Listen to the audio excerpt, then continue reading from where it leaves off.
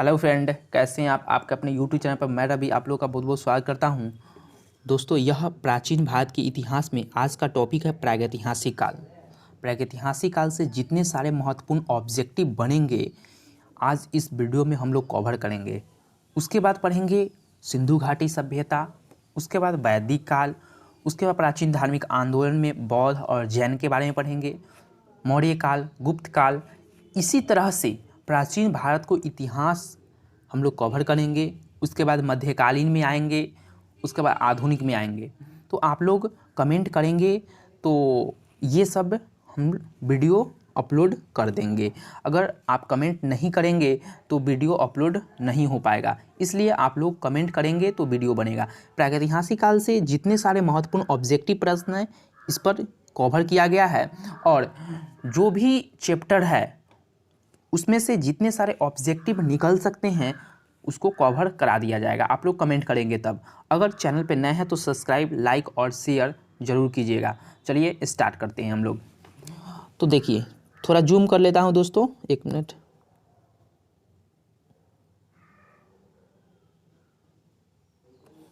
चलिए,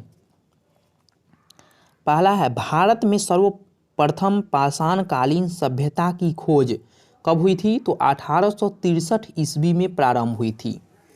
पाषाणकालीन सभ्यता की खोज 1863 ईस्वी में आरंभ हुई थी। अब देखिए यहाँ पे, और खोजने वाला कौन थे? तो रॉबर्ट ब्रूसफुट जी थे। और रॉबर्ट ब्रूसफुट को प्रागैतिहासिक काल का जनक भी कहा जाता है। ठीक है, कब खोजे थे? तो 1863 ईस्वी में खोज हुआ था। चलिए नेक्स्ट है, सर्वप्रथम पाषाणकालीन उपकरण भारत में मद्रास स्थित पल्लवरम स्थान से खोजा गया। तो आपके एग्जाम से बहुत इंपॉर्टेंट है, पूछ देगा कि सर्वप्रथम पाषाणकालीन उपकरण भारत में कौन से स्थान से मिले हैं? तो पल्लवरम स्थित है मद्रास में, वहाँ से मिले हैं। चलिए नेक्स्ट है, आखेटक माने दोस्तों शिकारी होता है एवं पशुपालन का कार्य सर्वप्रथम किस काल में शुरू हुआ था? तो मध्य काल में शुरू हुआ था। ठीक है, मध्य पाषाण काल में शुरू हुआ था। मध्य पाषाण काल की बात करें तो मध्य पाषाण काल 10,000 से लेकर 4,000 ईसा पूर्व तक चला है। ठीक है,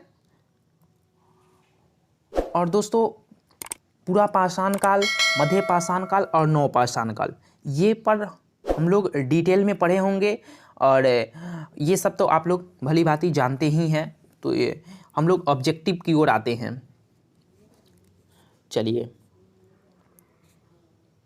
नेक्स्ट है, मध्य पाषाण काल में कृषि करने का प्रचलन नहीं था। मध्य पाषाण काल में कृषि करने का प्रचलन नहीं था। मध्य पाषाण काल में लोग इधर से उधर एक जगह पर अस्थायी नहीं हुए थे, इसलिए कृषि करना संभव नहीं था। और नवपाषाण काल में एक जगह पर अस्थायी होकर मानव ने कृषि करना शुरू किया था। तो कृषि करना कब शुरू किया था? तो नवपाषाण काल में। ठीक है, और मध्य पाषाण काल से कृषि का कोई प्रमाण नहीं मिलता है। ठीक है, तो आप याद रखेंगे। चलिए नेक्स्ट है, आदि मानव सर्वप्रथम सीखा था। तो क्या सीखा था? आग जलाना। लेकिन आग का ज्ञान था पूरा पाषाण काल में, लेकिन उसको सही ढंग से उपयोग करना नहीं जानते थे। ठीक है, चलिए नेक्स्ट है, आग का आविष्कार हुआ था तो पूरा पाषाण काल में, और सही ढंग से उपयोग करना नहीं जानते थे, और सही ढंग से उपयोग करना नवपाषाण काल में जानते हैं। तो नवपाषाण काल का जो काल है 10,000 से लेकर 4,000 आपको कहीं कहीं बुक में मिल जाएंगे, और कहीं कहीं आपको 10,000 से 1,000 भी मिलेंगे। ठीक है, तो ये दोनों आप सही है। ठीक है, चलिए सबसे पहले कुत्ता को पालतू बनाया गया। सबसे पहले कुत्ता को पालतू बनाया गया तो कब बनाया गया? तो मध्य पाषाण काल में। नेक्स्ट है, नवपाषाण काल युग प्रमुख औजार था तो पत्थर की कुल्हाड़ी था। नवपाषाण काल में जो प्रमुख औजार था वो पत्थर की कुल्हाड़ी था। ठीक है, जो स्लेट पत्थर के औजार से बनाया जाता था। और नवपाषाण काल में दोस्तों कृषि की शुरुआत होती है, अस्थायी जीवन जीने की शुरुआत होती है, आग का आविष्कार यानी सही ढंग से उपयोग करना जानते हैं, कुंभकारी का ज्ञान होता है, पहिए का आविष्कार होता है जो कि नवपाषाण काल में। चलिए नेक्स्ट है तांबा, सर्वप्रथम तांबा धातु का प्रयोग हुआ था तो प्रागैतिहासिक काल में सर्वप्रथम तांबा धातु का प्रयोग हुआ था। तो प्रागैतिहासिक काल का जनक कौन है? रॉबर्ट ब्रूसफुड, जो कि 1863 ईस्वी में ये खोज करते हैं। चलिए दोस्तों प्रागैतिहासिक काल से इतने सारे ऑब्जेक्टिव पॉइंट जो कि आपको याद रखना है। और दोस्तों मैं लिख रहा हूँ ऑब्जेक्टिव पॉइंट, जहाँ जहाँ से ऑब्जेक्टिव पॉइंट बनेंगे प्रीवियस ईयर क्वेश्चन मैं एनालाइज किया हूँ, जहाँ जहाँ से आपके एग्ज़ाम में बनते हैं क्वेश्चन उसको मैं एकत्रित कर लिखने का प्रयास कर रहा हूँ और जल्द ही वो वीडियो आपके सामने प्रोवाइड किया जाएगा। चलिए नेक्स्ट आते हैं हम लोग सिंधु घाटी सभ्यता। सिंधु घाटी सभ्यता रेडियो C14 विधि से देखा जाए तो 2350 से लेकर 1750 बताई गई है। तो आप लोग जानते हैं सिंधु घाटी सभ्यता को इंडस वैली सिविलाइजेशन के भी नाम से जानते हैं, हड़प्पा सभ्यता के भी नाम से जानते हैं। और सिंधु घाटी सभ्यता भारत की सभ्यता है और विश्व की प्राचीन सभ्यताओं में से एक है सिंधु घाटी सभ्यता। चलिए सिंधु घाटी सभ्यता प्रसिद्ध थी तो किससे प्रसिद्ध थी? सुनियोजित नगर योजना हेतु, या कह सकते हैं सुनियोजित नगर सभ्यता के रूप में प्रसिद्ध थी सिंधु घाटी सभ्यता। चलिए सिंधु घाटी सभ्यता के लोग प्रमुख व्यवसाय क्या करते थे? तो कृषि करते थे। सिंधु घाटी सभ्यता के लोग प्रमुख व्यवसाय कृषि करते थे। चलिए सिंधु घाटी के निवासी की मुख्य फसल क्या थी? तो जौ और गेहूं थी। सबसे पहले अगर पूछेगा एग्जाम में, सबसे पहले खाने के क्रम में कौन से फसल खाए थे? तो गेहूं हो जाएगा। और उपजाने के क्रम में पूछे तो जौ को सबसे प्रथम उपजाए थे। चलिए नेक्स्ट है हड़प्पा सभ्यता के बारे में सबसे पहले जानकारी दी थी तो चार्ल्स मैसन ने 1826 ईस्वी में हड़प्पा सभ्यता के बारे में जानकारी दी थी। तो हड़प्पा दोस्तों कहाँ पे है? रावी नदी के बाएं तट पे स्थित है हड़प्पा, और क्षेत्रफल की दृष्टि से सिंधु सभ्यता का दूसरा सबसे बड़ा स्थल है। और यहाँ से दोस्तों कब्रिस्तान 837 मिले हैं। ठीक है, तो इसको याद रखेंगे। और एक आप याद रख सकते हैं कांसे की बैलगाड़ी जो कि हड़प्पा से मिले हुई है। चलिए नेक्स्ट है हड़प्पा एवं मोहनजोदड़ो की पुरातत्विक खुदाई के प्रभारी थे। कौन थे? तो सर जॉन मार्शल, ये महानिदेशक के रूप में काम करते हैं पुरातत्व विभाग में। और पुरातत्व विभाग के जनक के रूप में पूछे तो आपको अलेक्जेंडर कनिंघम बताना है। और जॉन मार्शल के नेतृत्व में दो व्यक्ति काम कर रहे थे, राखलदास बनर्जी और एक दयाराम सहनी। राखलदास बनर्जी जो कि मोहनजोदड़ो की खोज करते हैं और दयाराम सहनी हड़प्पा की खोज करते हैं। और सर जॉन मार्शल को 1921 ईस्वी में महानिदेशक के पद पे लाया गया था और 1921 ईस्वी में ही दयाराम सहनी द्वारा हड़प्पा की खोज की जाती है और 1932 ईस्वी में राखलदास बनर्जी द्वारा मोहनजोदड़ो की खोज की जाती है। ठीक है, चलिए नेक्स्ट है हड़प्पा की सभ्यता थी तो कांस्ययुगीन सभ्यता थी। तो हड़प्पा वासियों ने टीन प्लस तांबा को मिलाकर कांस्य का निर्माण किया, इसलिए कांस्य युगीन सभ्यता के रूप में भी जाना जाता है। पहली बार कांस्य हड़प्पा सभ्यताओं ने वासियों ने बनाया था, इसलिए कांस्य युगीन सभ्यता के रूप में भी जानते हैं। चलिए नेक्स्ट है सिंधु घाटी सभ्यता की लिपि थी तो चित्रात्मक लिपि थी। तो बहुत सारे स्थल ऐसे हैं जहां से भाव चित्रात्मक भी मिले हुए हैं और बहुत मिले हुए हैं चित्रात्मक और बहुत कम मिले हुए हैं भाव चित्रात्मक। तो आपके एग्जाम में जैसा ऑप्शन रहेगा वैसा आप काम करेंगे। ठीक है, चलिए नेक्स्ट है खरोष्टी लिपि लिखी जाती थी तो कैसे? दाएं से बाएं लिखी जाती थी। आप देखेंगे 86वीं बीपीएससी में तो ऐसे पूछ दिए हैं कि दाएं से बाएं कौन सी लिपि लिखी जाती थी? तो खरोष्टी लिपि लिखी जाती थी। ठीक है, चलिए नेक्स्ट है हड़प्पा स्थित है तो कहाँ स्थित है? रावी नदी के तट पर। हड़प्पा कहाँ स्थित है दोस्तों? रावी नदी के तट पर बाएं तट पे स्थित है। चलिए स्वास्तिक चिन्ह देन है तो स्वास्तिक चिन्ह दोस्तों एक धार्मिक चिन्ह है और सिंधु घाटी सभ्यता का देन है स्वास्तिक चिन्ह। ठीक है, चलिए नेक्स्ट है सिंधु घाटी सभ्यता थी तो आदि ऐतिहासिक सभ्यता थी। सिंधु घाटी क्या सभ्यता थी? आदि ऐतिहासिक सभ्यता थी। और इसमें जो पुरातात्विक साक्ष्य मिले हैं और लिखित साक्ष्य मिले हैं, लेकिन लिखित साक्ष्य को अभी तक पढ़ा नहीं गया है। जिस दिन पढ़ा जाएगा वह ऐतिहासिक काल में चला जाएगा। ठीक है, चलिए। सिंधु घाटी सभ्यता के प्रमुख बंदरगाह था तो क्या था? लोथल था। सिंधु घाटी सभ्यता के प्रमुख बंदरगाह लोथल था। लोथल दोस्तों कहाँ है? गुजरात में अवस्थित है, और जिसका अर्थ होता है गुजराती भाषा में मृतकों का टीला। और गुजरात में कहाँ पे अवस्थित है? तो अहमदाबाद जिले में भोगवा नदी के किनारे अवस्थित है मोहनजोदड़ो। और यहाँ से 3 युगल समाधान मिले हैं, जिससे ये पता हो सकता था कि यह सती प्रथा का कोई प्रमाण है। तो एक ही कब्र में से क्या मिले हैं? दो कंकाल के साक्ष्य मिले हैं, पति और पत्नी का। तो ऐसा माना जाता था कि सती प्रथा का कोई वर्चस्व था लोथल में।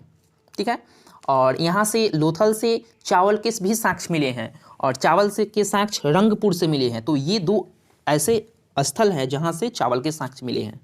चलिए, नेक्स्ट है, हड़प्पा के लोग अनभिज्ञ थे तो किससे अनभिज्ञ थे? लोहे से अनभिज्ञ थे। लोहे के वह प्रयोग करना नहीं जानते थे। लोहे हड़प्पा वासी नहीं जानते थे। चलिए, नेक्स्ट है, सिंधु घाटी सभ्यता का सर्वप्रथम काल था तो सर्वप्रथम काल पूछे तो 2500 से लेकर 1750 बताइएगा। ठीक है, और यही C14 विधि पूछे तो आपको बताना है 2350 से लेकर 1750। ठीक है, चलिए। सर्वमान्य काल पूछे तो 2500 से लेकर 1750, और यही आपसे पूछ ले C14 विधि तो 2350 से लेकर 1750। चलिए, मोहनजोदड़ो है तो कहाँ स्थित है? पाकिस्तान के लड़काना ज़िले में शायद मोहनजोदड़ो स्थित है। ठीक, आप लोग देख लीजिएगा एक बार। और मोहनजोदड़ो की खोज राखलदास बनर्जी जी करते हैं। और मोहनजोदड़ो से आप याद रख सकते हैं, मोहनजोदड़ो को प्रेतों का टीला दोस्तों बोला जाता है, और सिंधु नदी के यह दाहिने तरफ स्थित है। मोहनजोदड़ो सिंधु नदी के दाहिने तरफ स्थित है, और हड़प्पा कहाँ स्थित है? रावी नदी के तट पे स्थित है। और यह क्षेत्रफल की दृष्टि से सबसे बड़ा नगर है मोहनजोदड़ो। और यहाँ से आप याद रख सकते हैं, यह जो मोहनजोदड़ो था यहाँ से स्नानागार मिले हैं विशाल। ठीक है, तो इतने सारे पॉइंट आप याद रखेंगे। और मोहनजोदड़ो की खोज राखलदास बनर्जी 1922 ईस्वी में करते हैं। चलिए, अब आते हैं कुछ नदियों के नाम देख लेते हैं। आधुनिक में क्या बोला जाता है और प्राचीन में क्या बोला जाता था। तो विस्ता नदी को दोस्तों आधुनिक में बोला जाता है झेलम नदी। प्राचीन नाम ये है और ये आधुनिक नाम है। आइए, अश्विनी नदी को जो कि चेनाब नदी बोला जाता है, बिपाशा नदी को ब्यास नदी के रूप में जाना जाता है। उसके बाद पड़ोसनी नदी को रावी नदी के रूप में जाता है। श्रुतुंद्री को सतलज नदी के रूप में जाता है। कुंभा को काबुल नदी के रूप में जाना जाता है। उसके बाद कुम्भ को कुर्रम नदी के रूप में जाना जाता है। द्विस्ती नदी को घग्घर नदी के रूप में जाना जाता है। ठीक है, तो ये प्राचीन नाम और ये आधुनिक नाम। तो आपके एग्जाम में ये भी पॉइंट बन सकते हैं। ठीक है, चलिए, क्या बन सकते हैं ये पता हम लोग नहीं कर सकते हैं। ठीक है, तो बहुत सारे दोस्त कमेंट कर रहे थे सिलेबस पे कि इतना बड़ा सिलेबस। दोस्तों, यह मेंस नहीं है कि आपको मौर्य काल नहीं पूछा है तो पाल काल पूछेगा, रविंद्रनाथ टैगोर नहीं पूछा है तो महात्मा गांधी पूछेगा। तो ऐसे हम लोग अनुमान नहीं लगा सकते। यह पीटी है। पीटी में कोई भी सब्जेक्ट से, कोई भी टॉपिक से आपके एग्जाम में क्वेश्चन आ जाएंगे, ऐसे हम लोग अनुमान नहीं लगा सकते। चलिए, नेक्स्ट है, सिंधु घाटी सभ्यता से और पॉइंट है दोस्तों, सो आपको याद रखना है। चलिए,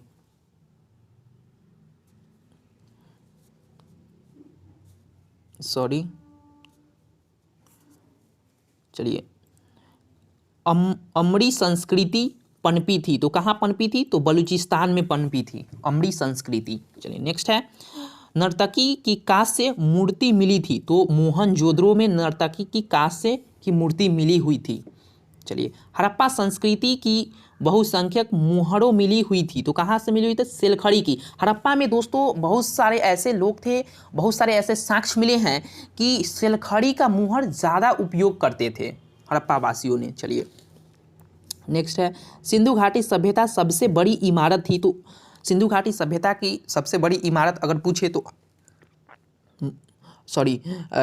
मोहनजोदड़ो है। ठीक है, मोहनजोदड़ो में एक अन्नागार है, वह सबसे बड़ी इमारत है। ऐसे आप लोग याद रख सकते हैं। ठीक है, सिंधु घाटी सभ्यता में सबसे बड़ी इमारत है तो दोस्तों अन्नागार है, जो कि मोहनजोदड़ो में यह देखने को मिलेगा। चलिए नेक्स्ट है, पक्की मिट्टी का बना हल एक प्रतिरूप है, तो बनावली से यह साक्ष्य मिला हुआ है। पक्की मिट्टी का बना हुआ हल। चलिए नेक्स्ट है, मोहनजोदड़ो में मिला प्रमुख स्मारक है, तो बृहत स्नानागार है। मोहनजोदड़ो में अन्नागार, बृहत स्नानागार, उसके बाद जो प्रेतों का टीला बोला जाता है, उसके बाद सिंधु नदी के दाहिने ओर स्थित है। तो इतने सारे पॉइंट आप याद रखेंगे। चलिए नेक्स्ट है, मेसोपोटामिया दोस्तों कहाँ है? इराक में है। और मेसोपोटामिया का अर्थ क्या है, आपसे एग्जाम में पूछ भी सकते हैं। तो दो नदियों के बीच के प्रदेश को मेसोपोटामिया बोलते हैं। तो दो नदी कौन कौन से है? दजला और दूसरा फरात। चलिए नेक्स्ट है, हड़प्पा सीलों का सर्वाधिक प्रचलित प्राकार था, तो बेलनकार था। हड़प्पा में जो सीलो थे वो प्रचलित प्रकार क्या था? बेलनकार टाइप का कुछ साक्ष्य मिला हुआ है।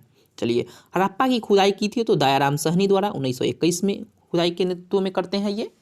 चलिए, सिंधु घाटी सभ्यता के लोग पूजा सबसे ज़्यादा किसकी पूजा करते थे? तो मातृदेवी की पूजा करते थे। सबसे ज़्यादा मातृदेवी की पूजा करते थे सिंधु वासियों।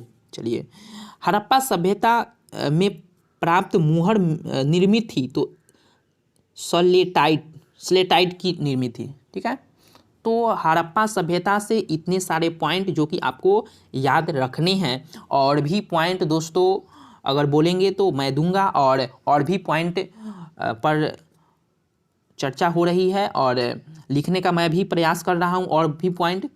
और इसके बाद नेक्स्ट वीडियो में और भी पॉइंट दोस्तों मिलेंगे। जितने सारे ऑब्जेक्टिव पॉइंट हैं, जितने सारे पॉइंट बन सकते हैं आपके एग्ज़ाम में, वो कवर कराया जाएगा। आप लोग बिल्कुल घबराए नहीं, एग्ज़ाम से पहले ही कवर करा दिया जाएगा आपको। चलिए नेक्स्ट है वैदिक काल। तो प्रागैतिहासिक काल, सिंधु घाटी सभ्यता और वैदिक काल। वैदिक काल से जितने सारे ऑब्जेक्टिव पॉइंट है उसको आज हम लोग कवर करेंगे। और ऑब्जेक्टिव दोस्तों हम लोग कवर कर रहे हैं, गहराई में नहीं पढ़ रहे हैं। गहराई में जब टाइम मिलेगा तो मैं पढ़ाऊँगा गहराई में। चलिए, आपके सर पे जो कि पीटी का एग्ज़ाम है 23 जनवरी को, तो आप लोग इसमें लगिए। पीटी का जब ले एग्ज़ाम नहीं निकलेगा तो आप लोग मेंस नहीं देने जाएंगे। चलिए, वैदिक काल जो कि 1500 से लेकर 600 ईस्वी वैदिक काल का काल था। तो वैदिक काल के दो भागों में बांटा जाता है, ऋग वैदिक काल और उत्तर वैदिक काल। इस पर चर्चा नहीं करेंगे, जो ऑब्जेक्टिव पॉइंट बन सकते हैं उस पर हम लोग चर्चा करेंगे। तो पुराणों की संख्या कितनी है दोस्तों? 18 पुराण है। ठीक है, पुराणों की संख्या कितनी है? 18। ऋग्वेद में 1/4 मंत्र इंद्र देवता को समर्पित है। ऋग्वेद में जो 1/4 मंत्र है उस किस देवता को समर्पित है? तो इंद्र देवता को समर्पित है। नेक्स्ट है, प्रसिद्ध गायत्री मंत्र संविता यानी सूर्य देवता को समर्पित है। संविता जो कि सूर्य देवता को समर्पित है। चलिए नेक्स्ट है, स्मृतियों में सबसे प्राचीन मनु स्मृति को माना जाता है। अब से पूछेगा स्मृतियों में सबसे प्राचीन स्मृति किसको माना जाता है? तो मनु स्मृति को माना जाता है। ठीक है, चलिए, सबसे प्राचीन पुराण है तो मत्स्य पुराण को सबसे प्राचीन पुराण के रूप में जानते हैं। अब आते हैं वेद और वेदांगों की संख्या है। तो वेद दोस्तों कितने हैं? 4 और वेदांग कितने हैं? तो 6 है। जब ले आप वेदांग नहीं पढ़ेंगे तो वेद की जानकारी आपको नहीं हो सकती। चलिए, ये तो बात की बात है, हम लोग जब डिटेल में पढ़ेंगे तो उस पर चर्चा करेंगे। नेक्स्ट है, पुराणों की रचयिता लोमहर्ष एवं उद्र सरवाज हैं। उपनिषदों की संख्या कितने हैं? 108 है। और प्रामाणिक जो कि 13 है। पुराणों का अध्ययन करने वाला पहला मुसलमान था तो अलबरूनी था। पुराणों का अध्ययन करने वाला पहला मुसलमान दोस्तों पूछ रहा है। ठीक है, तो अलबरूनी को माना जाता है। उपनिषद की विषय वस्तु है तो दर्शन है। उपनिषद की विषय वस्तु दर्शन है। सबसे प्राचीनतम वेद है तो ऋग्वेद को कहा जाता है सबसे प्राचीनतम वेद, और जिसमें सूक्त 1028 है। ठीक है, सबसे पुराना वेद ऋग्वेद को कहा जाता है। ठीक है, गद एवं पद वाला वेद है तो यजुर्वेद है। गद एवं पद वाला यजुर्वेद है। ब्राह्मण ग्रंथ संबंधित है तो कर्म कांड से संबंधित है ब्राह्मण ग्रंथ। नेक्स्ट है शपथ ब्राह्मण संबंधित है तो यजुर्वेद से शपथ ब्राह्मण संबंधित है। तंत्र मंत्र संहित वेद है तो क्या है, अर्थवेद में तंत्र और मंत्र के बारे में चर्चा हुई है। नेक्स्ट है गायत्री मंत्र लिया गया है तो ऋग्वेद से गायत्री मंत्र को लिया गया है। नेक्स्ट है गायत्री मंत्र के रचनाकार है तो विश्वामित्र जी हैं गायत्री मंत्र के रचनाकार। चलिए नेक्स्ट है गोत्र शब्द मिलता है तो अर्थवेद में गोत्र शब्द की चर्चा हुई है। नेक्स्ट है भारतीय संगीत के जनक है तो सामवेद, सामवेद भारतीय संगीत के जनक है। नेक्स्ट है भागवत गीत धर्म के प्रवर्तन थे तो कृष्ण थे, कृष्ण को भागवत धर्म के प्रवर्तन के रूप में माना जाता है। आर्यों की जानकारी का स्रोत है तो ऋग्वेद, ऋग्वेद में आर्यों की जानकारी के बारे में चर्चा हुई है। ठीक है, चलिए तो ऋग्वेद दोस्तों सबसे प्राचीन वेद को माना जाता है ऋग्वेद, और ऋग्वेद में 1028 जो कि सूक्त हैं। भक्ति आंदोलन का प्रारंभ हुआ था तो अलवार संतों से भक्ति आंदोलन का प्रारंभ हुआ था।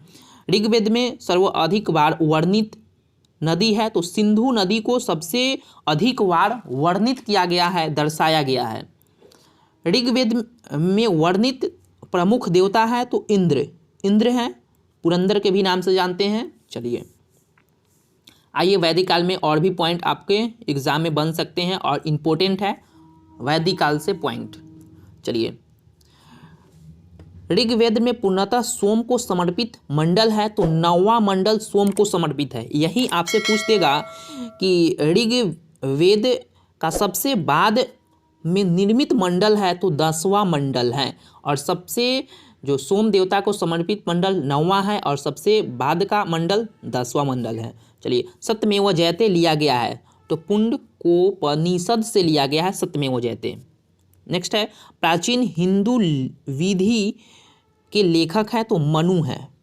ठीक है, चलिए नेक्स्ट है महाभारत, महाभारत की रचना है, रचनाकार कौन है तो वेद व्यास जी हैं, के फारसी अनुवाद के शीर्षक हैं। दोस्तों देखिए यहाँ पे फारसी पूछ रहा है, महाभारत के रचनाकार वेद व्यास जी हैं और फारसी अनुवाद के शीर्षक है रजनामा, रजनामा। ठीक है, आपको याद रखना है। चलिए नेक्स्ट है पुस्तक मितासरा के फारसी अनुवाद के शीर्षक है रजनामा। ठीक है, इसको याद रखिएगा। चलिए आर्यों का भारत में आगमन होता है तो 1500 ईसा पूर्व में आर्यों का भारत में आगमन होता है। तो बहुत सारे इतिहास का मानना है कि आर्य जो कि मध्य एशिया से आए थे, पूर्वी एशिया से आए थे, उसके बाद यूरोप से आए थे, जो कि जम्मू कश्मीर से आए थे। तो बहुत सारे इतिहास का अलग अलग मानना है आर्यों कहाँ से आए हुए थे। हम लोग डिटेल में दोस्तों चर्चा करेंगे इस पर।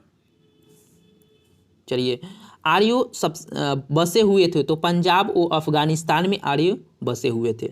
नेक्स्ट है ऋग्वैदिक आर्यों की भाषा थी तो संस्कृत थी। ऋग्वैदिक आर्यों की भाषा क्या थी, संस्कृत थी। नेक्स्ट है आर्य लोग भारत आए थे तो मध्य एशिया से आए थे। तो एक इतिहासकार का मानना है मध्य एशिया, तो आप लोग ये याद रखिएगा मध्य एशिया से आर्य आए थे। तो बहुत सारे इतिहासकार का अलग अलग मत है इस पे।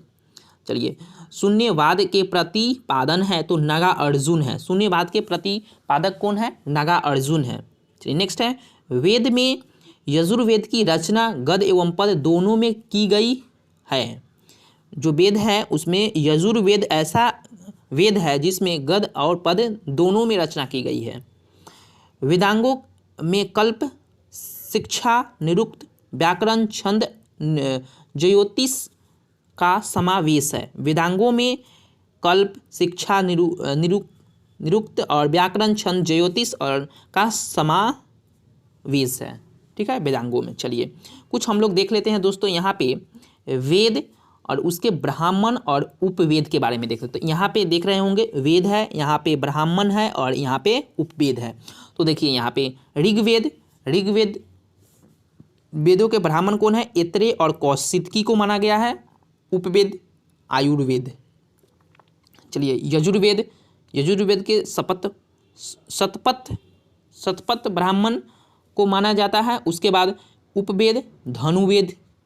चलिए सामवेद पंचविश को माना गया है। उसके बाद उपवेद के बाद में बात करें तो गंधर्व वेद, अर्थवेद, गोपथ और सिल्क वेद। ठीक है दोस्तों, तो दोस्तों आज के लिए हम लोग इतना ही रहने देते हैं, क्योंकि यह वीडियो थोड़ा लंबी हो गई है। और जो प्राचीन भारत के इतिहास में आज हम लोग ने कवर किया प्रागैतिहासिक काल, सिंधु घाटी सभ्यता और वैदिक काल। ठीक है, उसके बाद हम लोग कवर करेंगे महाजनपद का उदय के बारे में कवर करेंगे। उसके बाद जैन धर्म और बौद्ध धर्म के प्राचीन धार्मिक आंदोलन में पढ़ेंगे। मौर्य काल, गुप्त काल, तो ऐसे ही प्राचीन भारत को हम लोग कवर करेंगे। मध्यकालीन की ओर आएंगे तो मध्यकालीन में भी पढ़ेंगे। इंपॉर्टेंट सारे टॉपिक, जितने सारे इंपॉर्टेंट टॉपिक है उसको हम पढ़ाने की कोशिश में करेंगे। और आप लोग का साथ रहेगा तो ज़रूर ये संभव होगा। और यह वीडियो कैसा लगा हमको ज़रूर कमेंट में कह सकते हैं, और अपने द्वारा जो सजेशन है वो हमको ज़रूर में कमेंट में दे सकते हैं। तो चलिए हम लोग फिर नेक्स्ट वीडियो मिलता हूँ। Thank you so much. जय हिंद, जय भारत।